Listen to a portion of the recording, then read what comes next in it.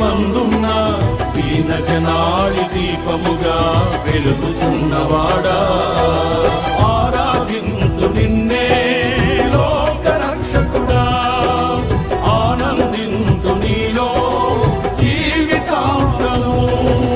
నీ కృప ఎంత ఉన్నతమో వర్ణించలేను స్వామి, నీ కృప యందు తుది వరకు నడిపించు యేసయ్యా.